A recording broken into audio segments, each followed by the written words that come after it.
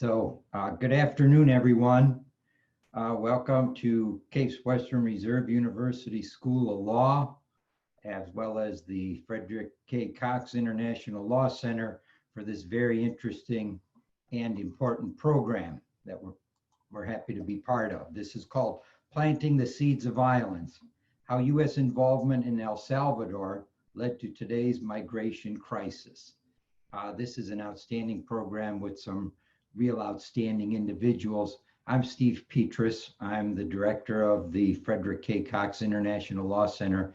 And on behalf of that law center here at Case, I'd like to welcome everyone to the program. I just want to say that today's program is totally in keeping with the mission of the Cox International Law Center and consistent with what we're all about in terms of practical training. We have an immigration clinic, we have a human rights law clinic, we have a human trafficking clinic, an international research laboratory, an immigration practicum, and a whole series of international trade, international business, international transaction activities. It's particularly important to me today because two very special people are involved in this program. One is Joseph Stone, a longtime close personal friend who has led the International Partners in Mission for years and done an outstanding job, and a true humanist who's done a lot of good in the world, not only for women, but for El Salvador and for a lot of other places. A truly great human being. And when Christina A. Toss came to me her first year and said she wanted to do something international, does she know anybody? I said, yes, you got to talk to Joseph Stone. And because of that, we're here today, because of her experience with the International Partners in Mission and the great work they've done, as well as what Brenna has done and Adela. This will be a great program. So now, without further ado, I want to turn the program over to Mark Chupp. Mark, it's all yours.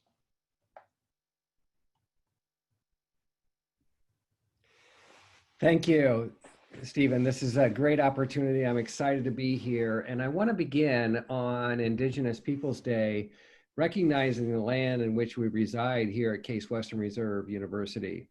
And we express our gratitude and appreciation to those who lived and worked here before us, those whose stewardship and resilient spirit makes our residence possible on this traditional territory of both Algonquin and Haudenosaunee Iroquois tribes. From the ancient Erie or Panther people to the ancestors of contemporary Lenape, Shawnee, Wyandot, from Pennsylvania and the Six Nations of the Northeast who sought refuge during the Beaver Wars of the 1600s, and all the Great Lakes people who hunted, fished, and gathered here, we give thanks for making the paths and passing on knowledge of plants and animals that sustained human life for thousands of years and for future generations. And we also acknowledge that there are over 28,000 Native Americans who live in Northeast Ohio today, representing over 100 tribes. And so we just want to acknowledge that we are on occupied land, and that's important for us to remember today on this important day. I also want to thank our sponsors, the Cox International Center, the Social Justice Institute, IPM, and specifically I want to call out the Interreligious Task Force. The IRTF is celebrating its 40th anniversary, and there is a series of events that are important to pay attention to, and this being one of those. So having lived in Central America and during Civil War years and working in El Salvador on implementation of the peace accords, I know something of the history that we're going to be covering today, and it's important that we remember and let history inform us so that we can begin to act today. So our agenda is really for the session is Joe will introduce our speakers, and then they will each speak. And during that time, there'll be a question and answer for you to post your questions, which will then, after their presentations, we'll engage in a conversation, and I'll moderate that. Then Joe will wrap it up. And so we invite you to submit your questions through the Q&A button at the bottom of your screen. This session will be recorded and CLEs will be provided. So stay online if you'd like a CLE, and at the end you'll get the code for entering that, as you know. And this study and the PowerPoint are also available to everyone who registered, and it's on the Cox International Center website. So without further ado, so that we can get to our presentation, I just want to give a brief introduction to my friend Joe Sistone of IPM. Joe is the Chief Executive Officer of IPM and began his work with IPM in June of 2001. And with offices in El Salvador, India, Kenya, and the US, IPM has quintupled in size during his tenure. Joe's worked, lived, and studied internationally for over 30 years, including extended time in El Salvador, as well as India, Kenya, Nicaragua, and Italy, where Joe pursued a PhD in the social sciences and worked with a variety of international organizations. I should point out that Joe holds a certificate in nonprofit management from Case Western Reserve University. So welcome, Joe. We're excited to have you here and to see you again. Joe used to live in Cleveland Heights, but now is heralding from Maine, but we won't hold that against you. So welcome, Joe. Thank you, Mark, and thank you, Steve, both of you for those gracious introductions and your friendship and collaboration over all these years together. I'm honored to be able to join you today for this 40th anniversary program in recognition of our longstanding partner, the Interreligious Task Force on Central America, and on Indigenous Peoples Day, as Mark so powerfully reminded us of the land on which we all sit, whether we're in Cleveland or somewhere else in the country or the world at this time. All of us at IPM are so pleased to continue to strengthen our partnership with Case Western Reserve University's Cox International Law Center, which is now under the able direction of my old friend, Steve Petrus, where also, you may not know, my spouse pursued an LLM as a research assistant to now Dean Michael Schaff all those years ago, and to continue to partner with the Social Justice Institute, where we've had many friends and collaborators like Mark and Lisa Collins over the years. Christina and Brenna are just two of the latest examples of the wonderful student connections IPM has been able to build with CWRU's graduate and professional schools over the years. Their shared commitment to our mission has been extraordinary, and I'm sure you will appreciate their sharing more of what they learned during their summer in El Salvador and subsequent work with IPM and with others. IPM shares a deep and long-standing commitment to El Salvador, a commitment we share with IRTF that predates our founding in 1974 and was catalyzed with the martyrdom of the 4 US churchwomen in 1980, 2 of whom hailed from Cleveland. That was frankly when my own thinking about El Salvador was concretized as well, as I confronted, perhaps for the first time, while a student at Gilmore Academy in Northeast Ohio, the reality that my government was in opposition to my church or my faith tradition and was in fact lying to me. Over the last 2 decades, I've spent more than 2 years in El Salvador, a country that in many ways has become my second home. I could go on, but this isn't about me, and Mark was more than gracious in that long introduction. Today, we are here to discuss and confront the role the US has played both directly and obliquely in planting the seeds of violence that led directly to today's migration crisis, both at our southern border and within El Salvador itself.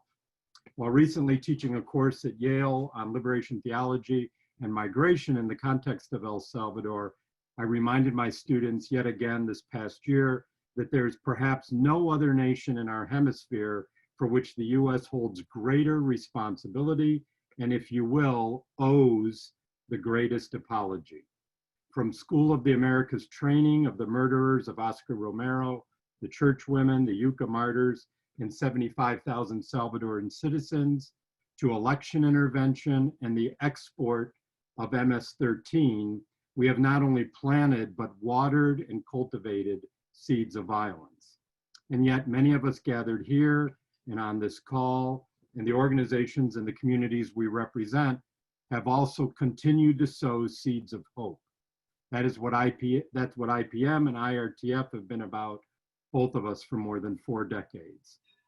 IPM does this through our regional offices located in El Salvador for all of Latin America and the Caribbean, through my remarkable staff colleagues, Adela Hernandez-Zayas, who you'll meet in a minute, who's the Director of Programs and Partnerships for IPM and Regional Director of our Latin America and Caribbean office, Fatima Pakis, our former Regional Director, currently completing a Fulbright scholarship at the University of Albany while on leave from IPM, Vicky Jimenez, who's the Immersion Experience Coordinator, now a virtual Immersion Experience program that maybe we'll be able to talk about a little bit more later, and Aneda Ramos, our Regional Associates, and others whom you've undoubtedly met over the years that IPM has been headquartered in Cleveland.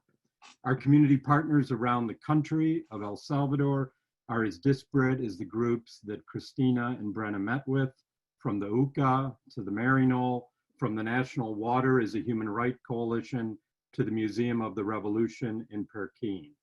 And most importantly, our project partners who put their lives on the line daily to work alongside IPM and their communities in various locations around the country, accompanying women, youth, and children whose educational, microenterprise, and organizational development programs nurture justice, equity, resiliency, and possibility within their marginalized communities when gangs or migration might seem like the only other choices.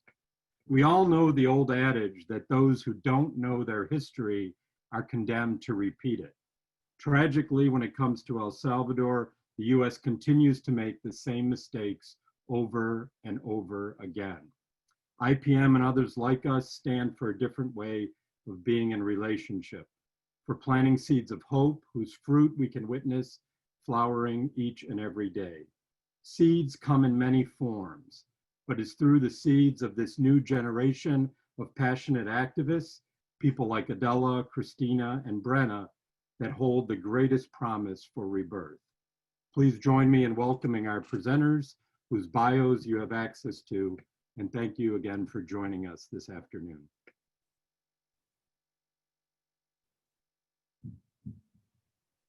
Adela, Christina, and I would like to thank everyone joining us today to learn more about the migration crisis and about a conflict that is often overlooked throughout the world. The Salvadorian Civil War likens to a genocide due to the extensive civilian massacres and crimes against humanity. By coincidence, as Mark already stated, this presentation falls on Indigenous Peoples Day. It is important for us to acknowledge the genocide that took place within our own borders and to recognize the human rights that our Indigenous people continue to fight for today. When we hear El Salvador here in the US, we automatically think of migration or gang violence. Christina, Adela, and I seek to honor all Latin American citizens who flee their countries in hopes of asylum here in the United States. Our societal and political climate fails to address the reasons why Central Americans are fleeing to our border. By demonstrating the US's responsibility for deeply rooted conflicts in El Salvador today, we advocate that the US is indebted to the Salvadorian people and should accept and aid Salvadorians facing challenges posed by economic instability, gang violence, and migration. While conducting academic research and gathering local testimonies in El Salvador during the summer of 2019, Christina and I discovered evidence that the US aided and abetted the Salvadorian Civil War in committing war crimes for political and economic gain.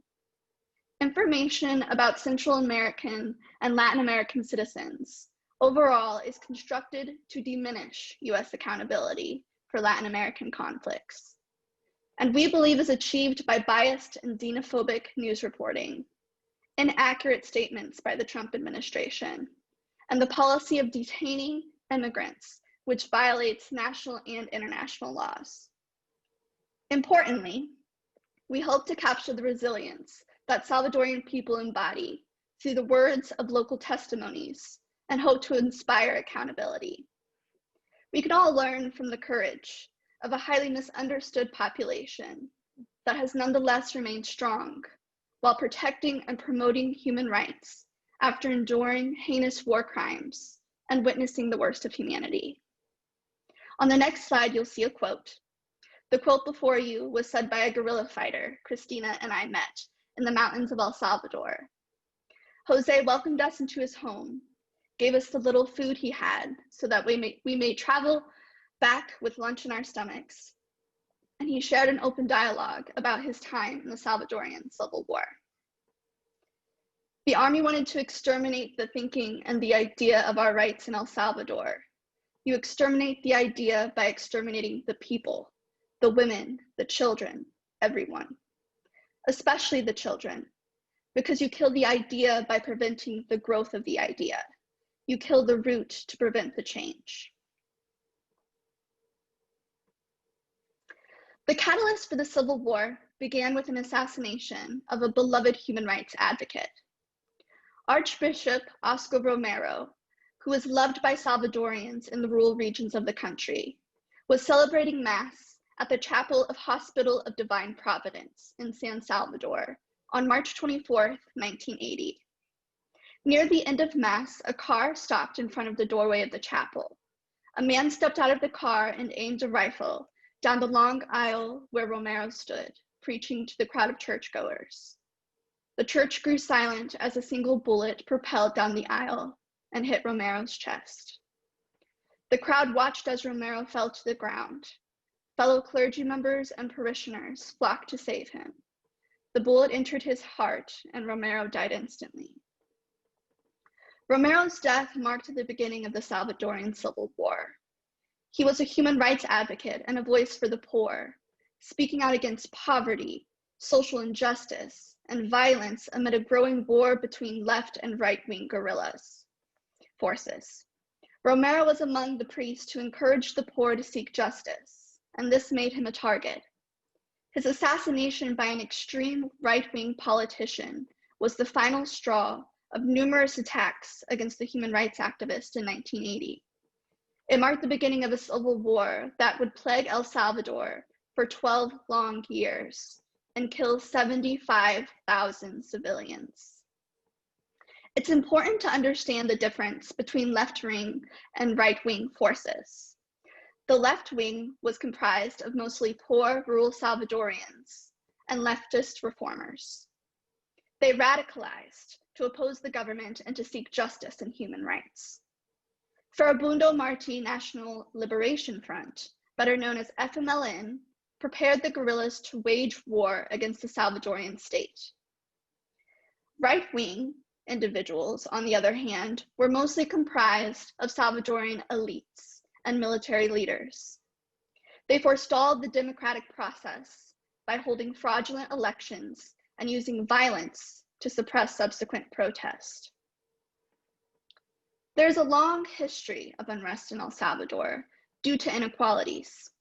Political divisions escalated back in the 1880s when economic opportunities diminished for the poor.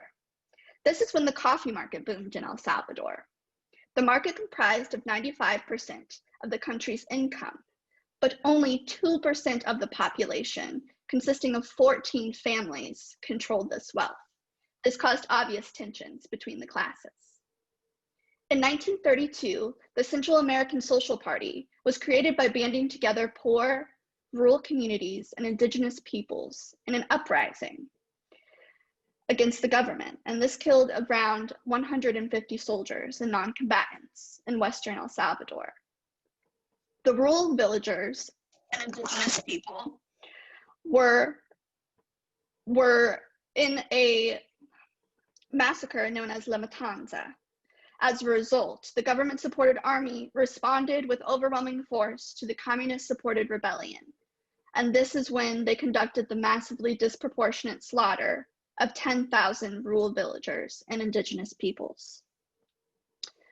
El Salvador experienced a series of military dictatorships that attempted reform, some of which were successfully implemented, but none of which had the staying power to quell the rising tide of opposition. Military death squads continued to fight various left-wing guerrillas in an endless string of assassinations and coups.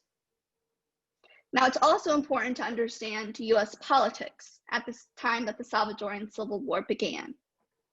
Starting back in March 1961, President Kennedy claimed that the West was being nibbled away at the periphery by a Soviet strategy of submersion, infiltration, intimidation, indirect or non-overt aggression, internal revolution, diplomatic blackmail, guerrilla warfare, or a series of limited wars. During the Cold War, President Ronald Reagan described Latin American involvement as the prevention of Latin American communism, a deceptive front to mask a human rights movement for the peasants, in which those from rural communities and low-income areas demanded access to basic necessities, economic opportunities, and human rights. A white paper by the State Department focused on developments in El Salvador and drafted during Reagan's first year in office claimed, "The situation presents a strikingly familiar case of Soviet, Cuban, and other Communist Party involvement in a politically troubled third world country by providing arms, training, and direction to a local insurgency, and by supporting it with a global propaganda campaign. The communists have intensified and widened the conflict." Political analysts argue that US involvement in Latin America suppressed change and stifled the voice of the leftist guerrillas in El Salvador by keeping Salvadoran peasants impoverished and illiterate. The US's main objectives in El Salvador ended as the Cold War came to an end. After providing military aid for over 10 years, the US put significant pressure on the Salvadorian government to negotiate a peace settlement and threatened to withdraw aid if an agreement was not reached. The United Nations verified the negotiated ceasefire, and reconstruction efforts began to rebuild the country.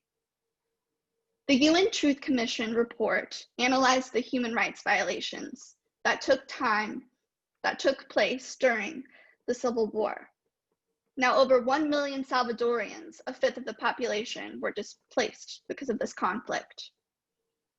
85% of the human rights violations during the time of the war were conducted by the Salvadorian government forces, 10% by military death squads.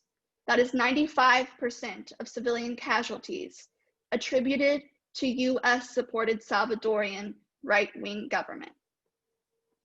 5% of the human rights violations were conducted by FMLN, the left-wing guerrillas fighting against the Salvadorian state.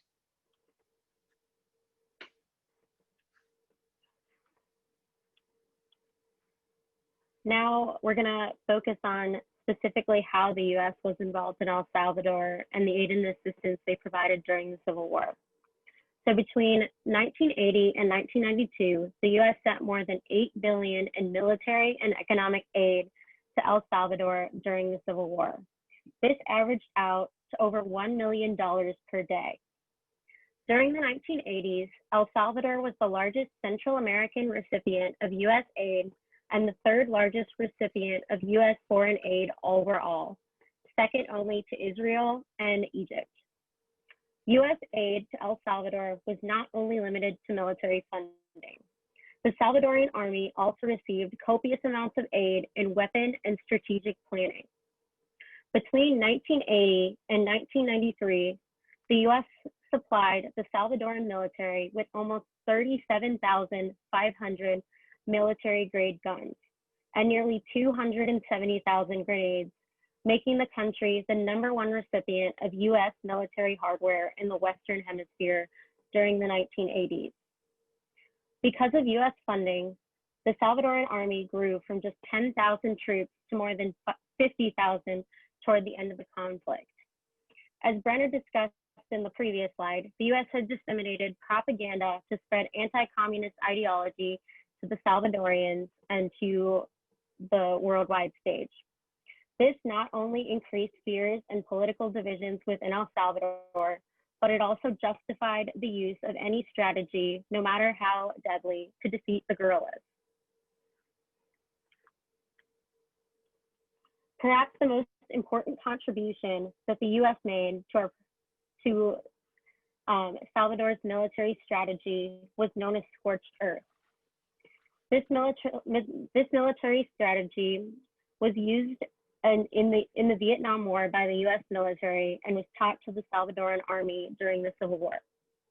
The U.S. trained Salvadoran troops in El Salvador, Panama, and the School of Americas in Fort Benning, Georgia. One of the main teachings was scorched earth strategy. The main goal was to eliminate the guerrillas and their means of survival. The military targeted and eliminated all people suspected of being guerrillas or providing support to the movement. The guerrillas primarily lived in the Salvadoran countryside, which ended up being targeted by the Salvadoran military. When the Salvadoran military was fighting within these rural areas, they indiscriminately targeted and murdered civilians, men, women, and children who lived in these areas. They also destroyed food supplies, killed animals, burned down resources and housing, and destroyed any means of survival that the guerrillas were suspected of having. This fighting strategy led to the massacres that we'll talk about a little bit more today, and the murder of over 75,000 civilians. While some of these casualties are attributed to the guerrilla forces, 95% were attributed to the US-supported Salvador military.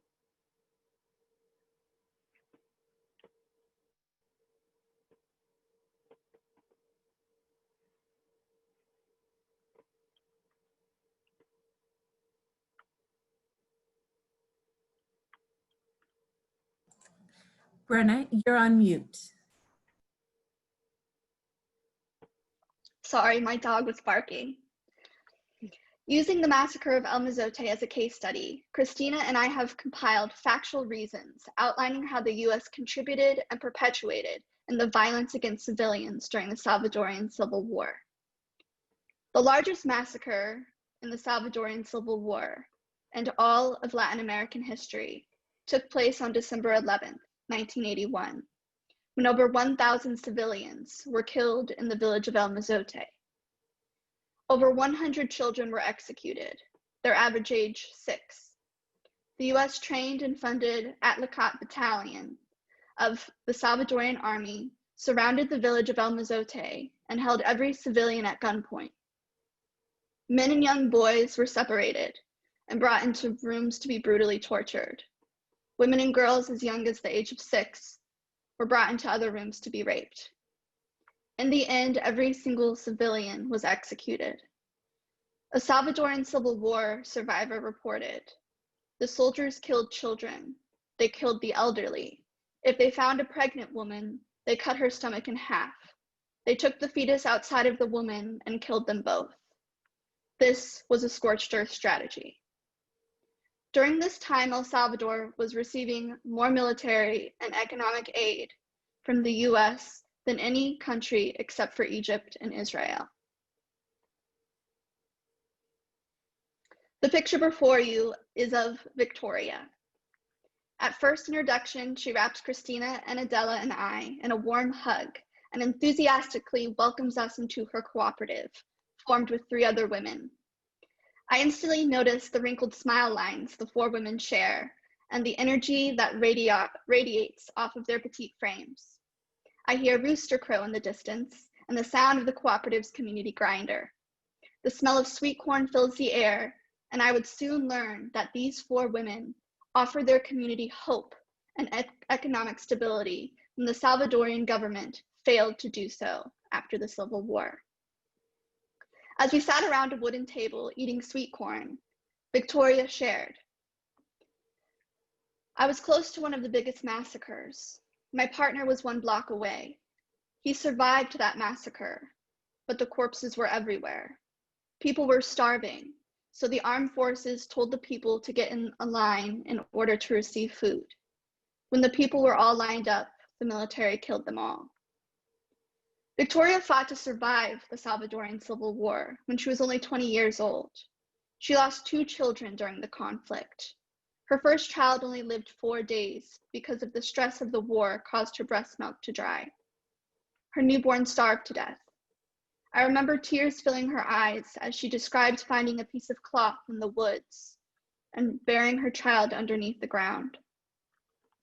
A year later, her second child was born with a lung malfunction and died when he was only 2 days old. Additionally, her mother, 4 brothers, partner, and father-in-law died during the conflict.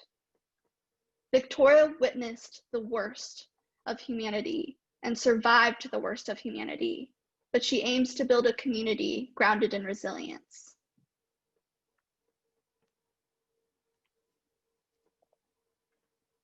Now, Victoria's account, sadly, is not the only account that existed during the Civil War. Crimes against humanity and war crimes were committed by the Salvadoran forces throughout the 12 years that the war plagued the country. So to bring in the war crimes angle, since the law school is sponsoring the event, we wanted to discuss specifically what war crimes happened at El Mozote. So according to the UN Truth Tribunal, which was a commission instituted by the UN following the war to investigate the crimes that had happened and the death that had conspired during the Civil War, the following war crimes were committed in El Salvador: extrajudicial killings and murders, forced disappearances, torture, rape, and sexual violence. All of these crimes are codified in the Geneva Convention and the Rome Statute, which are international conventions that El Salvador and the US have both signed on to in an effort to prevent the existence and perpetration of war crimes within their borders. Again, it's important to note that the majority of these crimes were committed by the US-supported Salvadoran military against innocent citizens, and US aid and assistance supported the facilitation of these crimes.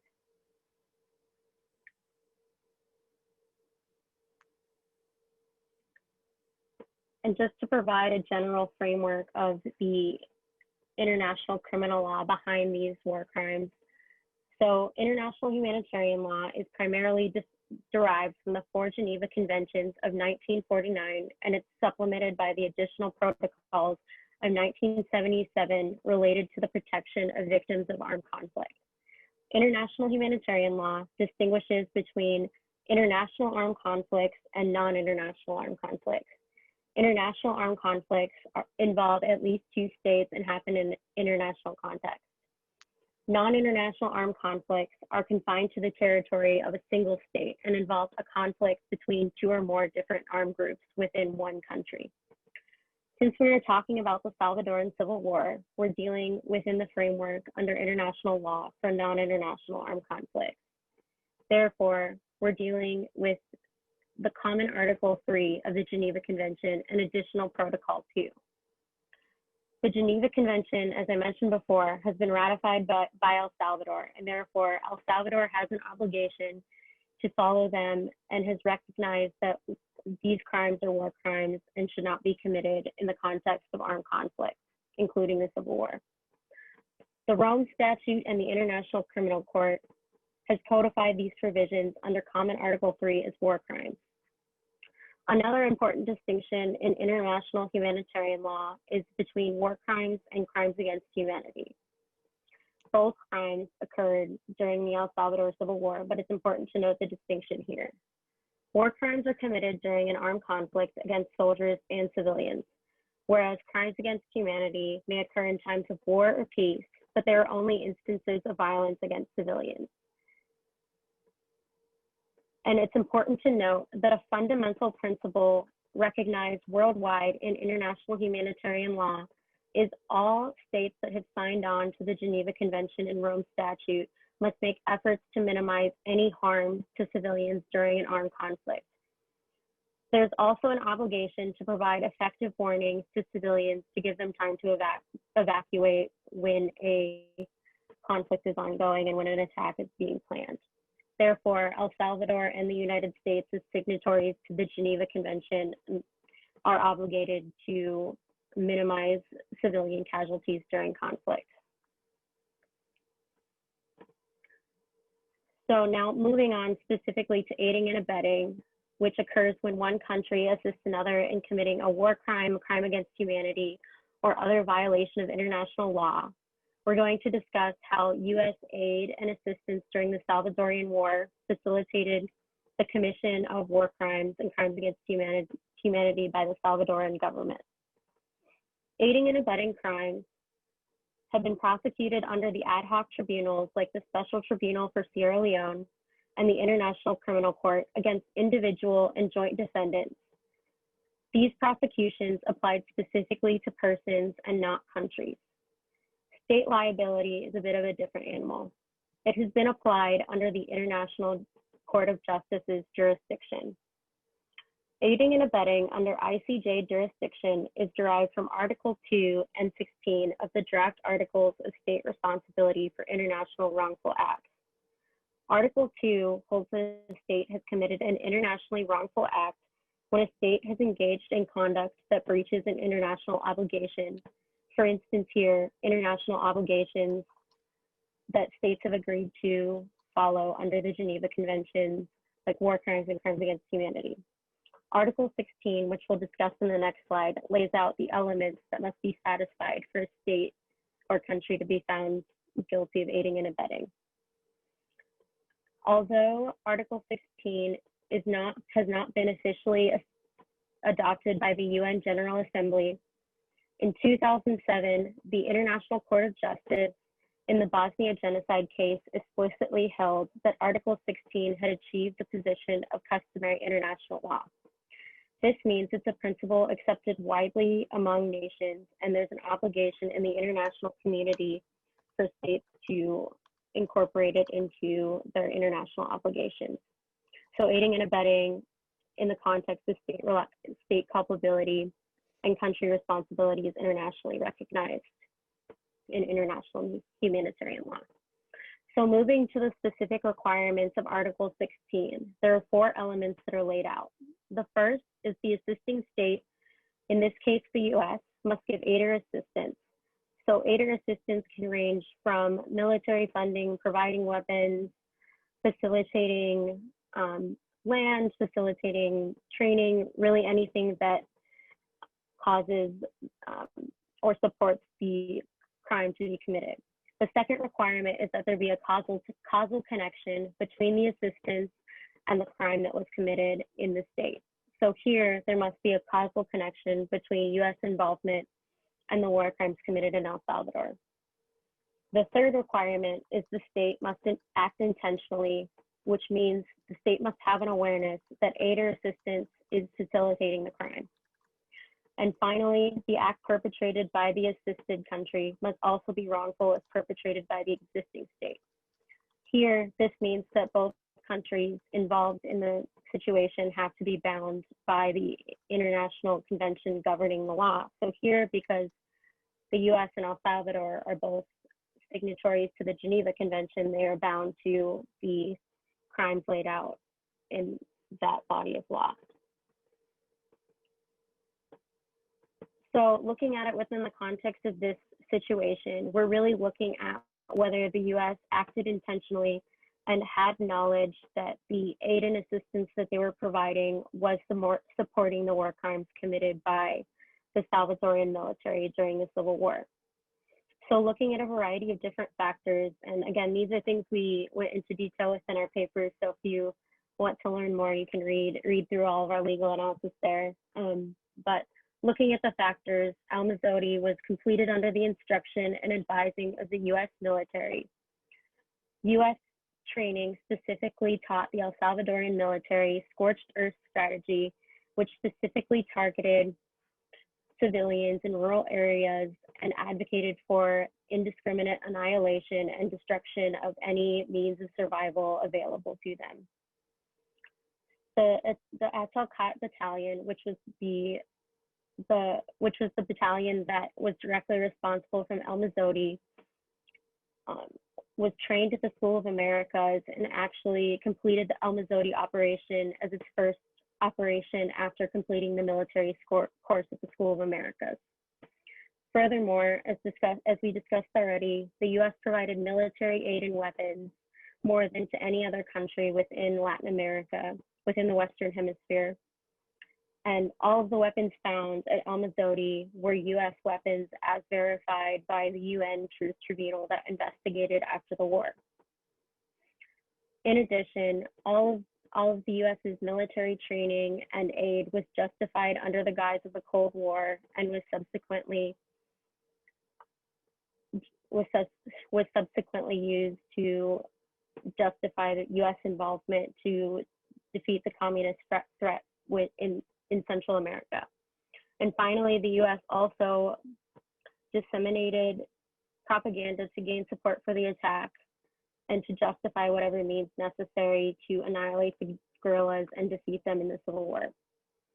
And evidence also shows that the State Department failed to adequately investigate El Mozote and the other massacres and repeatedly denied that any civilians were being targeted. It wasn't until the New York Times and the Washington Post published an article about El Mozote that the international community was aware of what happened. This happened just a year after the El Mozote massacre occurred. However, after one investigation by the embassy, the United States continued to deny that any massacre had ever occurred and that civilians were being targeted. An army spokesperson in the US called the massacre completely false and invented by its subversives. It was not until the end of the war when the UN Truth Tribunal verified that El Mozote actually occurred from eyewitness accounts and evidence pulled directly from the site that it was internationally accepted that this massacre did in fact happen, even though it was being denied by the Salvador government and the United States government. And we tell you this today and present all of this information not to advocate for the US being prosecuted for war crimes, but to show that there is a consensus in the international community that war crimes are absolutely unjustified when committed against civilians. In fact, the international community and the US itself has condemned these actions and even supported the prosecution of them in other countries. We only discuss this to shed light on the fact that our own country has been involved in this because it's not talked about enough, especially in the context of Central America. Our main goal today, as it was when we did this research and wrote this paper while spending a summer in El Salvador, was to show how US actions during the Civil War led to the problems El Salvador is experiencing today. We want to make a case that the US has an obligation and a responsibility to help the El Salvadorians with the violence and problems they are dealing with today.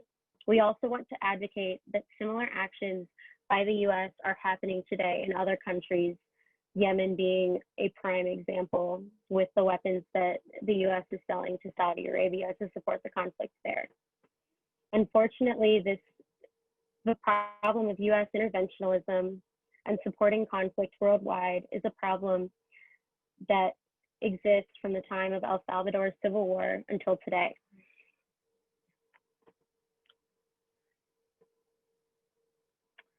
And we just want to take a moment to note what is happening in El Salvador today after the aftermath of the Civil War.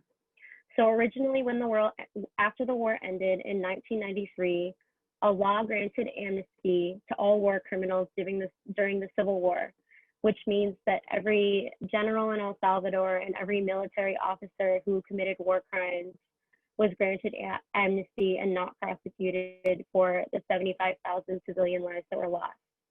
However, in 2016, the Supreme Court overturned the advocacy law so prosecutions could start happening within the country of El Salvador, and the Inter-American Court for Human Rights also reopened the El Mozote case and other cases of different massacres that happened during the Civil War are on their way to being opened again and prosecuted. At the end of September of this year, a Spanish court in Spain convicted a former colonel responsible for the 1989 massacre at a university in El Salvador, and he was sentenced to 133 years in prison. The US extradited him to Spain to face trial and ultimately be sentenced. However, despite all these moves in the right direction, prosecutions are still a struggle as victims in El Salvador and Civil War survivors are fighting the government to release evidence and provide meaningful reparations that give justice to families who have lost loved ones or people who have experienced and fell victims to war crimes. Trials within El Salvador are ongoing and resources are lacking. Survivor testimonies and information found in declassified documents from the United States often requested from civil society organizations with FOIA requests are forming the basis for most of the prosecutions happening within El Salvador. The Salvadorian government does not release evidence and has often fought court orders compelling them to do so. Recently, in February 2020, the new law, which was meant to establish how the country would handle justice for victims and reparations, was passed by the Salvadoran legislature. However, the new law was deemed an amnesty law in disguise by right groups and family victims. The law was subsequently vetoed by the president, and no subsequent law was passed recently. So as you can see, the fight for justice continues within El Salvador as a constant struggle between families of victims and a government unwilling to prosecute civil war criminals. And I'll leave the rest to Adela to talk a little bit more about how El Salvador is still experiencing the ramifications from the Civil War and U.S. involvement today.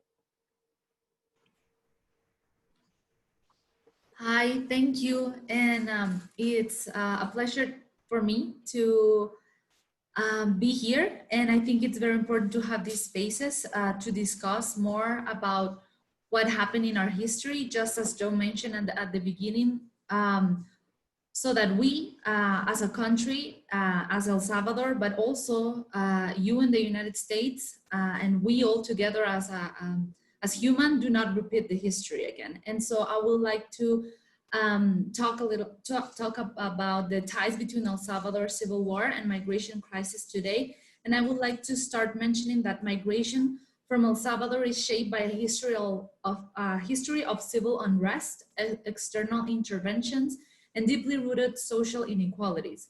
Home to roughly 6.4 million people, the country, El Salvador, is the smallest by territory in Central America, yet the most densely populated. A stagnant economy, natural disasters, and high levels of various forms of violence, in part the result of US involvement in the region and US immigration policies of the past 3 decades, as well as the Salvadorian government's ongoing failure to address systematic social problems, have pushed growing numbers of people to leave over the past 2 decades.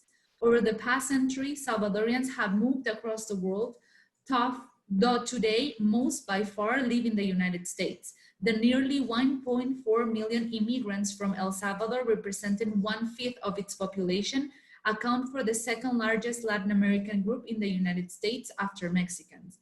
Sharing deep economic, military, and political ties, the United States and El Salvador have become entwined by a migration context that connects community in both countries. The precarious legal status of many Salvadorian migrants has left them particularly susceptible to the effects of changes in the US and regional immigration policy. Along with immigrants from Honduras and Guatemala, Salvadorians have been highly represented among families and unaccompanied minors arriving at southwest border in the recent years and have faced ramped up enforcement there and in Mexico. Further, in 2018, the Trump administration announced it would not extend temporary protected status, TPS, for Salvadorians, throwing some 195,000 beneficiaries into limbo. So this is why it's so important to have these spaces to discuss history, because in many ways it also affects our reality in the present day. So I want to invite you to do an exercise during this part of the presentation. And this exercise consists in whenever you hear a statistic data, don't think of only numbers, but think also of human beings struggling in the context of war victims, migration, violence, and deportation, not only here in El Salvador, but also in the United States. My intention is not only throwing data or historical facts to you, but to give voice to the voiceless, as Archbishop Romero used to say. My intention is to translate the injustice that many people and families are still living and lived in the past, so that we can unite and defend the rights where we are, how we want, and however we can. So I'm going to try to do my best to accomplish this. So right now, I want to start by asking a question. And this is, how did the effects of civil war created the migration crisis? So As Brenna and Christina mentioned, some 75,000 people were killed during the war, in addition to the thousands who were tortured and disappeared. More than 85% of these atrocities were committed by the government, El Salvador government, according to the UN Truth Commission report. Such extreme levels of state violence and sustained terror forever alter the social fabric of the country, even after the peace accords were signed to end the war in 1992. El Salvador was left awash in weapons and with levels of psychosocial trauma that amounted to a militarization of the mind. In the words of the scholar and assassinated Jesuit priest Ignacio Martín Baró, and the militarization of the mind means that a lot of people were living in the past, but I think they still are living under fear and repression. Meanwhile, socioeconomic structures were untouched and inequality continued to deepen. In the years following the war, El Salvador implemented the neoliberal policies that the U.S. Agency for International Development and later the International Monetary Fund and the World Bank pushed on developing countries in exchange for loans. These policies contributed to a dramatic decline in social spending, especially on education, and led to the privatization of institutions, including national banks and public services here in El Salvador. Here too, the United States played a key role by backing privatization in the country.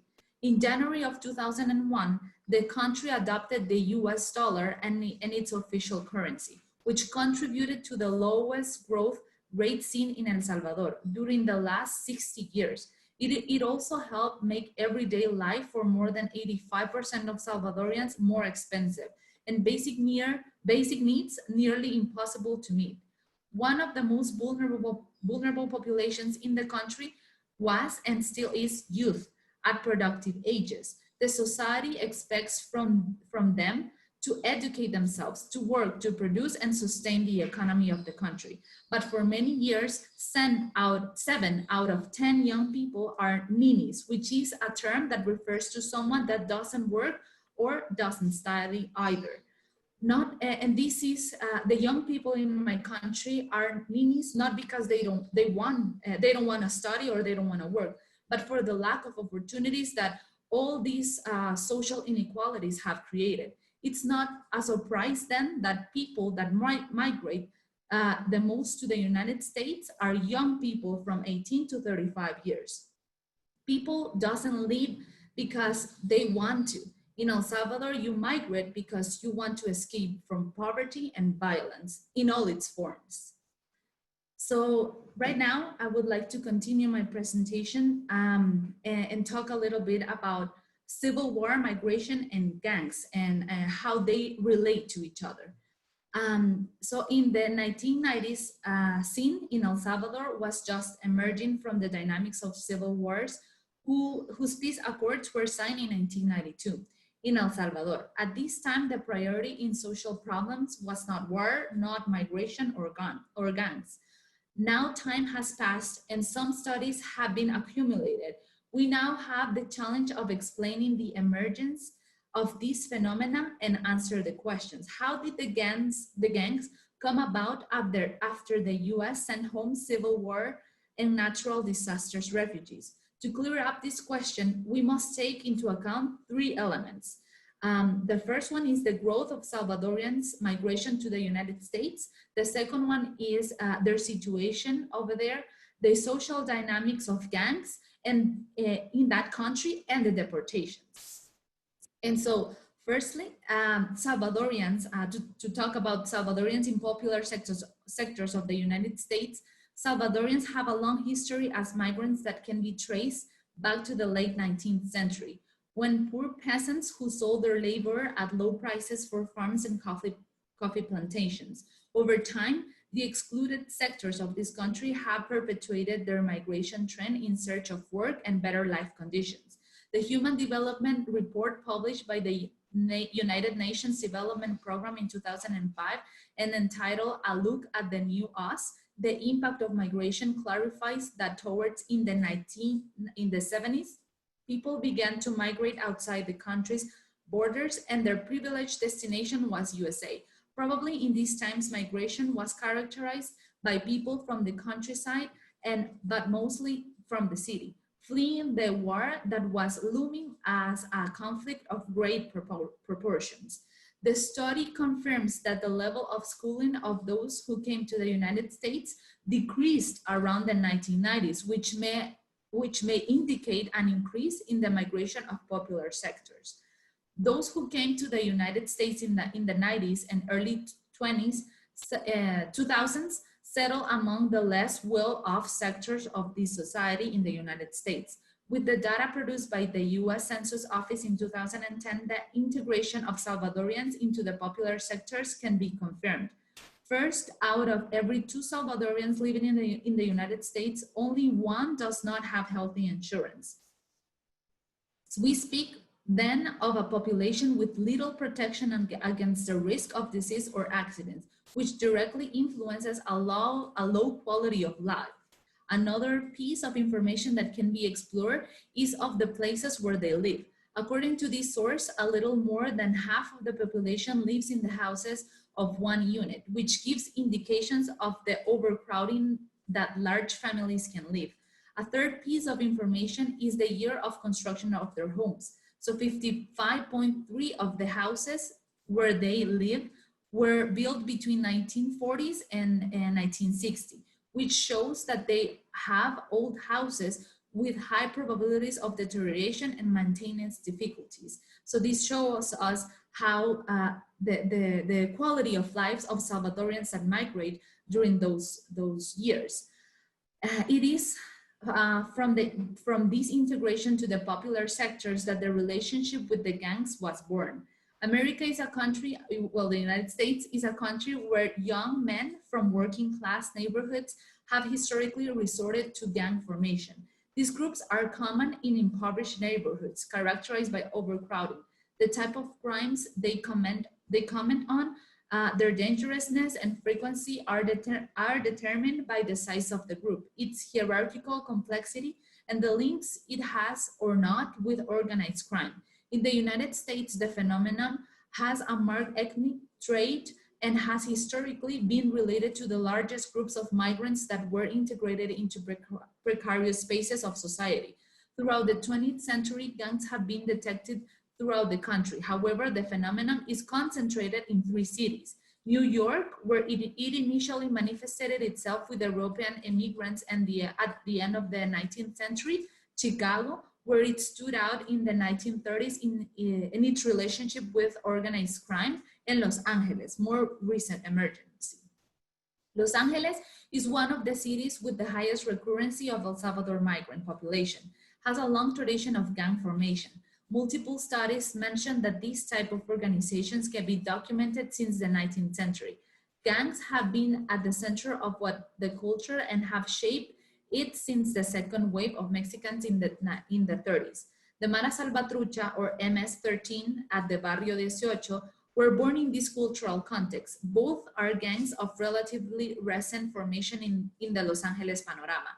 The Mara Salvatrucha, MS-13 or MS in particular, has a history that dates back to the 80s. It began with the adaptation of Salvadorians who arrived fleeing the civil war and political violence in that decade. Salvadorians had to compete with other ethnic minorities, such as Mexicans and African Americans. In addition to this resistance from other ethnic groups to assimilate them, Salvadorians, especially young people, ran into a bigger problem, a network of gangs that, as already mentioned, made sense to a large extent in the ethnic conflict that was being lived in this city. According to some gang members, the main harassment was lived around schools and even inside them. Many members of different gangs converged there, conflicting with each other and trying to fill their ranks with newcomers. So now I want to read to you 2 testimonies provided by gang members back in 2010 and 2009. And these are testimonies that were collected during a national research made for a local newspaper, which is called El Faro. And so the first one, it says, it was dangerous to walk alone because there were always vatos, meaning young people, who wanted to kill you just because you were Salvadorian. This is from Donkey. He was a that was his name in the gang, a veteran gang member and founder of Mara Salvatrucha. The other one says, it's just the gang in my neighborhood always screwed me up. They beat me up until one day I told them, okay, that's fine. Tell me what I have to do to join your gang. They shattered me. By letting me do that, I was already part of them. We have no choice. This also was a gang member deported in 2010. So now I would like to share a little bit more about the criminalization and deportation. As a result of the growth of the gangs, as well as of the other phenomena that the United States has experienced since the mid-90s, such as the growth of terrorism within and outside its borders, the stigmatization of this type of groups, and the law against them hardened. An anti-immigration policy was accentuated and worsened by phenomena such as the 1996 attacks in Oklahoma or the World Trade Center in 2001. The gangs, and especially the Mara Salvatrucha, became part of the groups that constitute a threat to security, to national security in the US. Some studies have counted the laws that hardened the landscape of migrants at that time. For example, the STEP Act, California Street Terrorism Enforcement and Prevention Act, or Proposition 187, and then at the national level, the Illegal Immigration Reform and the Immigrant Responsibility Act of 1996. And later, the Homeland Security Act that President George W. Bush promoted in the response to the attacks of September 11, 2001.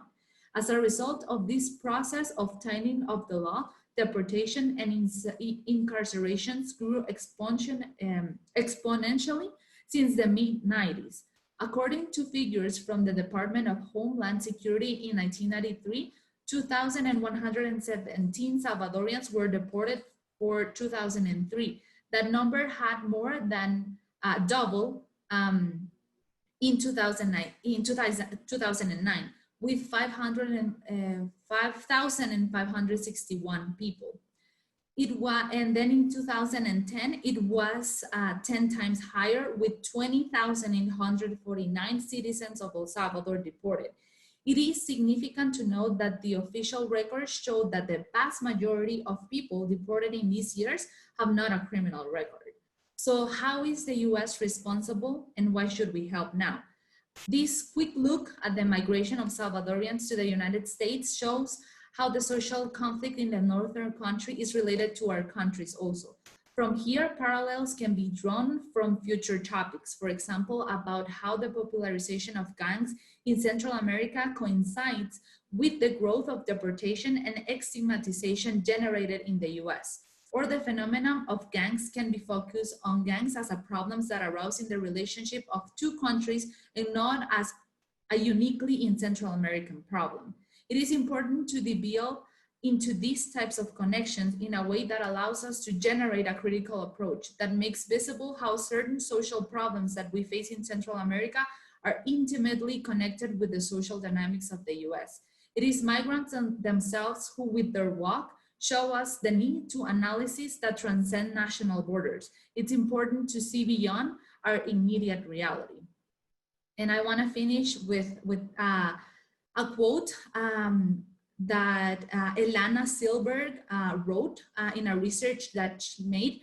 And she is a US citizen, and she has been investigating and researching migration since many years ago. And it says, during the 12 years of civil war, the intervention of the United States has strongly penetrated and transformed Salvadorian society and had been crucial to the Salvadorian government's ability to keep away the triumph of the revolutionary leftist FMLN force. In the post-military political conflict period, the United States has exported and extended into the country the criminal war, first through the deportation of young immigrants associated with gangs establishment in Los Angeles, then through the export of the strategy of zero tolerance, and now through the development of transnational security agreements.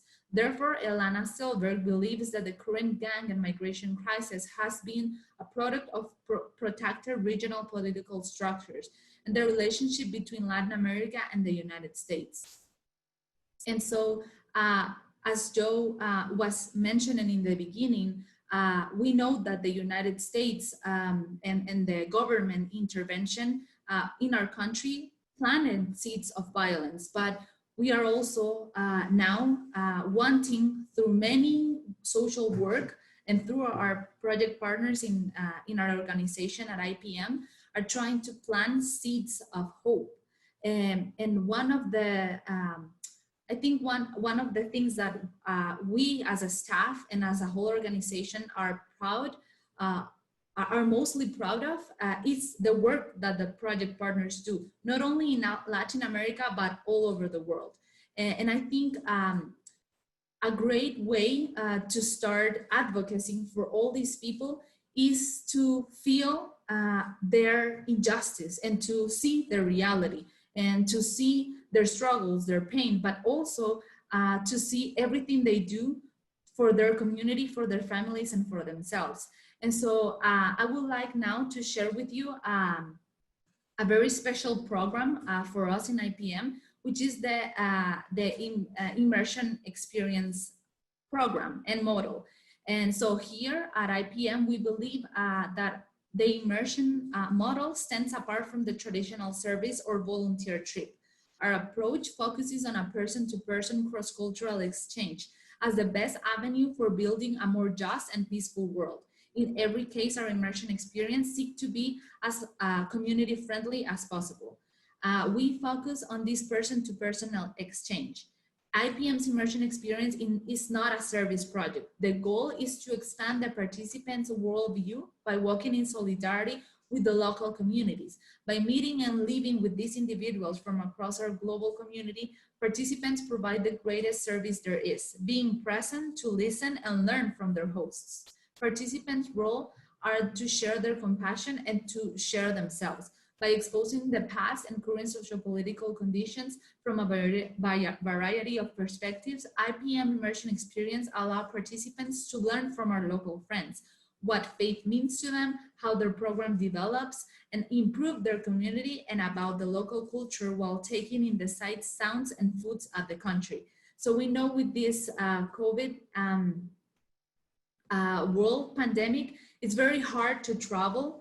But one of my colleagues here in the Latin America office located in El Salvador, her name is Vicky Jimenez, has been working really hard to provide IPM with a virtual immersion experience program. And so we now can offer to many participants around the world, to different organizations, institutions, colleges, universities, the opportunity to get in touch with our project partners, to learn from their work, from their experience. And I think one of the most powerful lessons to learn in this immersion experience program is that despite all the many challenges and all the many unfair situations that our project partners have lived, not only in the past, but still are in the present, they do not lose their faith. And their faith, it's not only placed in a God that is beyond this earth. They place their faith in a God that has the face of a children, that has the face of a woman, that has the faith of youth, and many times youth in problems as well. So they show us how to be in solidarity with other human beings, because they are always in solidarity with others while trying to develop their own communities. And so I think it's very touching to get in contact with them. And we definitely can learn a lot from them and their reality. And by all this knowledge, or this knowledge doesn't only leave us with information in our minds, but also leaves us with motivation to change the situation that we are living in. And it doesn't matter where we are or what resources do we have. We are always capable of changing things if we feel the unjust situation of others as if it was our own. So I would like to invite you that if you would like to participate in this immersion experience, in this virtual immersion experience program, you can contact me or Josie Stone to provide more information.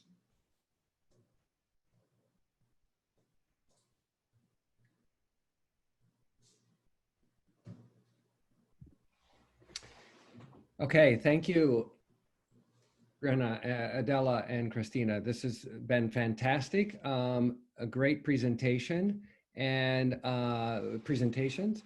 And we have time for some questions. And so I would invite folks to join in and with your questions. I want to just point out, and maybe I'll ask a question of the two of you, Brenna and Christina. I thought Adela did a very nice job of linking the past to the present, and I know that our own Professor John Flores uses the phrase, "We are here because you are there," speaking about the fact that there are immigrants who've come, refugees who come to the United States, is in large part because of the U.S. presence in other countries, and El Salvador represents that, both in terms of military assistance and advisors and economic investment by the U.S. government in multinational corporations. I was curious that you said this is not about holding the U.S. accountable, and I was curious why you made that statement when we can see throughout the past with El Mozote and the role of the U.S. advisors and U.S. Military hardware that was used, and the direct role of the government, U.S. government, in that situation. And it reminds me much of the same situation with MS-13 having its origins in L.A. So the U.S. is complicit in all of these, both the past and the present. So I was curious why you made that statement about it's not about holding the U.S. accountable. So I can speak to that a little bit more. I was speaking more in the context of war crimes and crimes against humanity, because right now in the international criminal legal system, holding the U.S. accountable for things like war crimes and intervention it has in international conflicts is slightly, I guess, impossible in a way. There's just a lot of, it's challenging because the U.S. has not ratified the Rome Statute, which is the international criminal law instrument that gives the International Criminal Court the jurisdiction to prosecute U.S. war crimes committed within countries, and a lot of U.S. involvement in countries is unable to be prosecuted because the U.S. has not signed on to it. So I was speaking more of accountability for aiding and abetting war crimes, whereas I think that a case can be made that the U.S. should be held accountable within the context of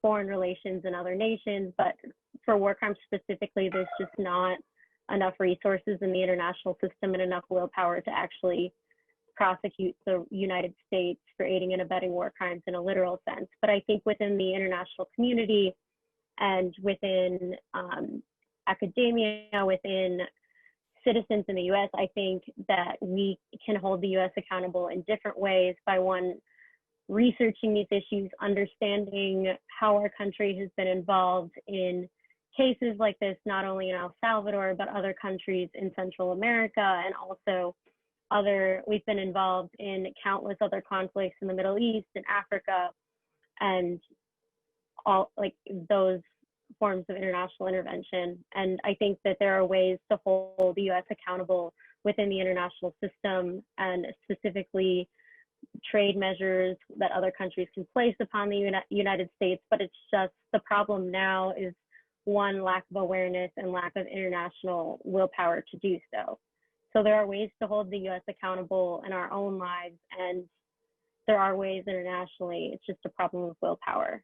I think the main goal with our research and with this presentation today was mostly to raise awareness of these things and the fact that they are happening. They have been downplayed throughout the Cold War, and even today we don't really hear a lot about how US is involved. The facts are oftentimes not in the main discourse in academia or in the media. So I think raising awareness is the first step to accountability, and hopefully from there, we can move on to things like actually acknowledging what the U.S. has done in the past and actually holding the U.S. accountable internationally. But right now, there's a lack of willpower and also a lot of factors of control coming from the fact that the U.S. is a major superpower in the world. So Okay.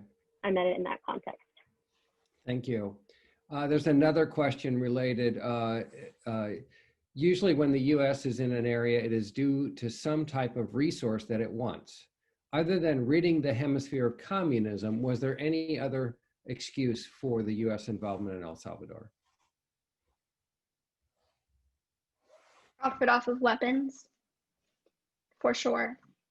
It was $1 billion a day, and it's still a debt that's owed today from the Salvadorian government to the U.S. government. So it very much, as the case in Yemen, you see a lot of profit off of weapons and military tactics such as that. Yeah, I mean, a lot of it too, it's war profiteering is a very common thing. Corporations within the US and other Western countries oftentimes profit from weapon sales. And a lot of, although the term is military aid, a lot of this aid came in the form of loans. So that means the El Salvadoran government is still indebted to paying off some of these loans, and in fact is still paying them off to this day from the Civil War. So a big part of it is weapon sales, and then another part is also just regional control, like establishing roots within the region, diplomatic ties with the governments to be able to sway policy. So there are a lot of different interests, and also I think a lot of economic interests in El Salvador as well. Lots of companies from the US are outsourcing there. The American dollar is actually the official currency of El Salvador. So a lot of US companies have had a lot of interest and stake within the country as well. That relates to a second question that was asked, and that is, since the end of the Civil War, has any U.S. company made any significant investment in El Salvador other than the coffee industry?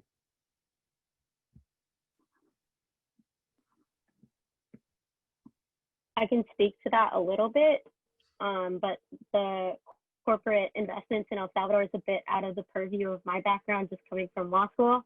But I know El Salvador's economy is still the major source of income to the economy is agriculture. So the coffee industry and other industries like that still comprise the majority of El Salvador's economy. But there is, speaking from personal experience being in the country, there are quite a lot of U.S. businesses operating there. There's a lot of bigger chains like fast food chains, Walmart. There has been a lot of labor outsourced there.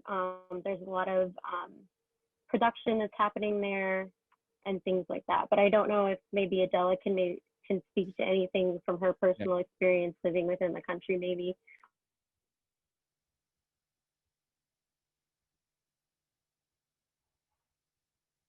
So as Christina was saying, really not big investment has been made from US, although we have received a lot of, as a country, of course, a lot of inversion through different organizations, and especially the US Embassy.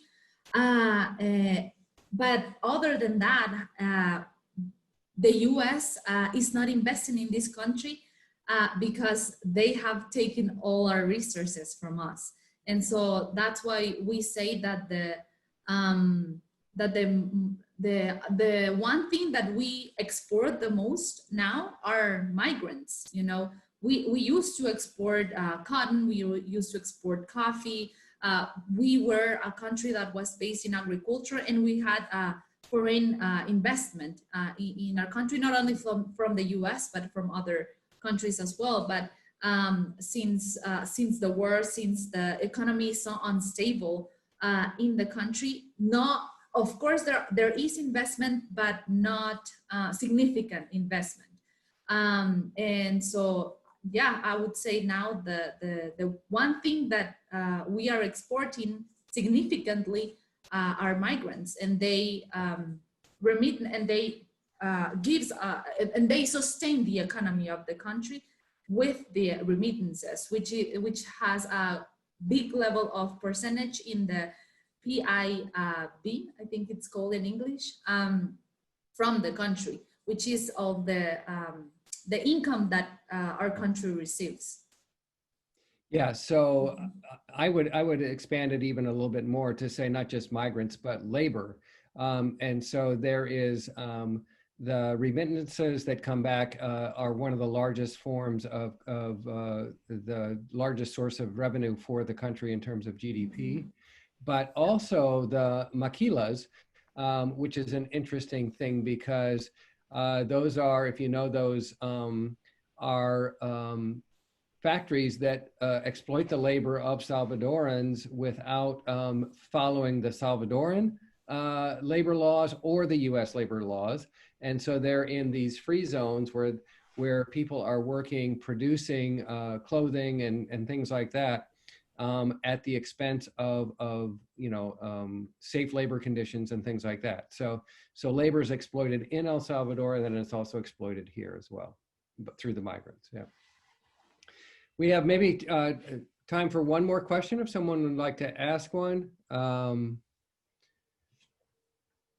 I want to make sure, I don't see one here. I want to make sure, Adela, that your last slide gets shown with the contact information, because I don't think that was shown in terms of being able to see where people can contact you for the virtual immersion experience. And as we're looking for that, the one thing that I would say is really important is that I loved the way you ended your presentation about the person to person and transforming the worldview, because it really is about building relationships to remember the history and to recount what happened. As the study showed, people don't know about the El Mozote massacre, and there's a way in which the history is lost.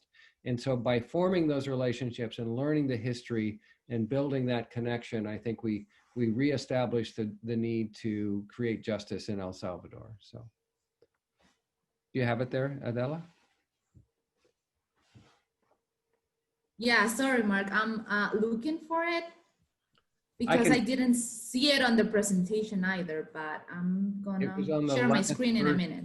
It was on the last version of the presentation, so. Yeah, I could share it, but I don't have access to sharing the screen, so.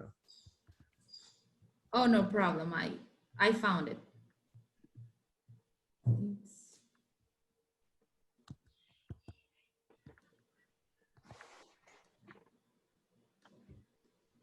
Joe, you want to say a few words about IPM and the call to action that people can make? Sure, I'd be happy to do that, Mark. Thank you, and thank you again to everyone for participating. There was a bit of discussion in the question, the first question about how to hold the U.S. accountable. And while it's difficult perhaps to do that legally at the International Criminal Court, especially since the U.S. doesn't abide by their rulings really anymore, there are ways that we can express our allyship in a number of other avenues and manners. The first I would suggest is this is part of an ongoing series honoring the 40th anniversary of the Interreligious Task Force in Cleveland, that you learn more about IRTF and join with them in their excellent advocacy work around issues related to Central America and Colombia.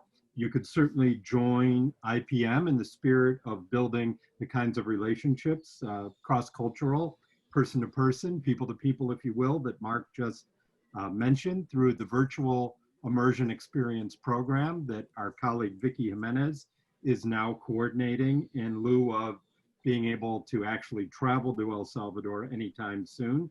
So you can learn more about the virtual immersion experience program at our website, ipmconnect.org, or by reaching out directly to Adela, whose contact information is there on the screen, or myself.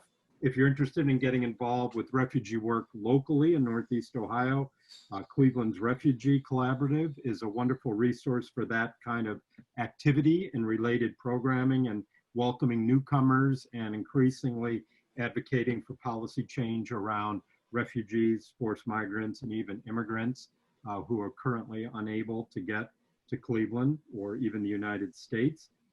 You can join the sanctuary movement by getting your congregation, your faith community, other organizations you might be involved with to offer housing and assistance to persons who are living without proper US recognized documentation in the United States, unauthorized, if you will, to be here, and also to support the continued provision of DACA and temporary protected status for Salvadorans who in many cases have lived here for decades. And most importantly, you can join with all of us at the Social Justice Institute, at the Cox Center, at IRTF, IPM, and others to work to change the US's policy throughout the hemisphere, but particularly in El Salvador. And the best way to do that I know in the next few weeks is to vote. So register and vote. Thank you for sharing, Joe, and thank you for sharing the screen, Adela. And there is also a comment here about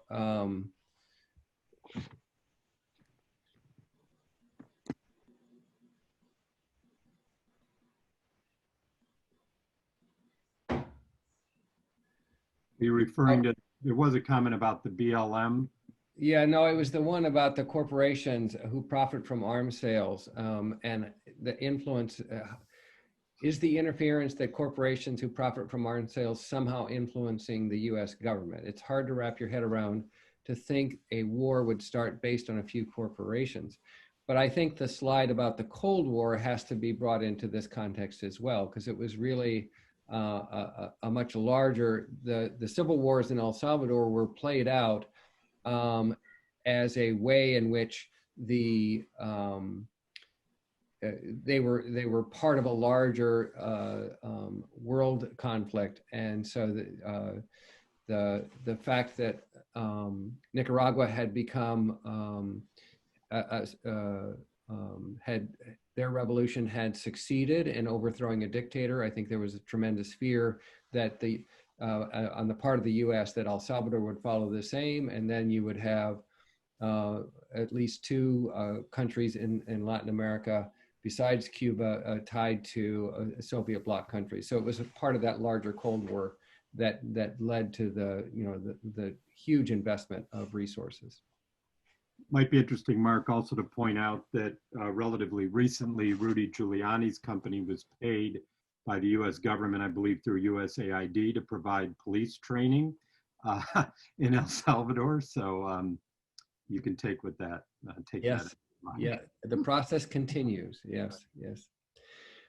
All right, I want to thank all of you for attending, and I want to thank our presenters again, Brenna, Christina, Adela. Thank you for your excellent work and for your thoughtful study.